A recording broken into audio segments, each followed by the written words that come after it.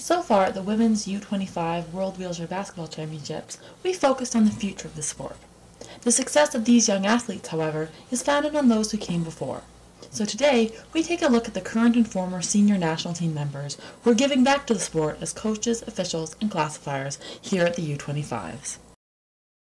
The game has evolved so much over the years. Since I first started, I used to play in my everyday chair, which everybody did then. Now the equipment is so far advanced with the fifth wheels and the lightweight chairs and all the strapping and stuff. It's really improved the speed of the game. It's changed the roles of players with different disabilities, and it's really made the game a lot more exciting and interesting to watch. When we inbounded the ball, we used to have a quick conversation about what kind of offense we play before we got to halfway. Now the game starts right from the end line and goes all the way through to the other end line. So it's just so quick. My experience as a player is really valuable to the athletes that I coach. I'm able to sort of recognize some of their fears and insecurities. Definitely, technically, some of the problems and issues that athletes have, I've experienced myself, so it's easy to relate to that and hopefully to help correct that and improve them as players. I think also because I have a disability myself, it's a little bit easier for some of the players to approach me on certain issues that they might have or problems that they're having, and so we can problem solve in those areas and maybe improve their general life as well as their performance on the basketball court.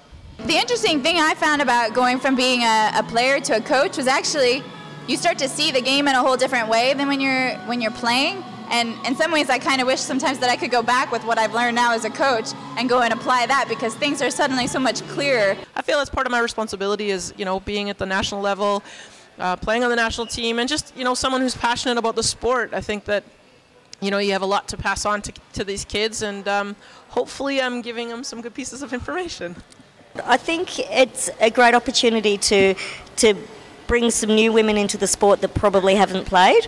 But also I think it's important for those women's development away from the court as well, because they're actually seeing other women that are living with disabilities in their own in different cultures and are able to adapt and live a meaningful life. In Germany, it's we have no women's league, so the girls have to play in the men's league. And especially women, and especially very young women, have the biggest problems. They are the weakest. They are the weakest of all players in Germany, and they have very big problems to play with the men's team. We have some players here in the U25 national team who didn't play even one game in the men's league. So they are really unexperienced. You keep hearing people saying, I really didn't expect the level of play to be this good. These kids are athletes, and they're phenomenal basketball players, and they're just pushing the level of the game to that next step. Players often focus on how many sacrifices they have to make, and I think what I would say to new players is, yes, we all know that you have to sacrifice your friends and sacrifice social occasions and sacrifice income, but what you can get from the sport is fabulous, so don't worry too much about that. Just go with what you have to do and go as far as you can go.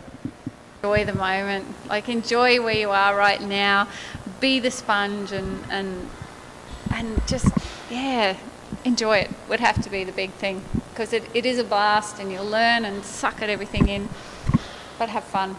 I think it has nowhere to go but up. I mean, you see so much of the young talent here from all over the world. It's just going to go nowhere but up. Women's U25 World Wheelchair Basketball Championships, July 15th to 21st in St. Catharines, Ontario.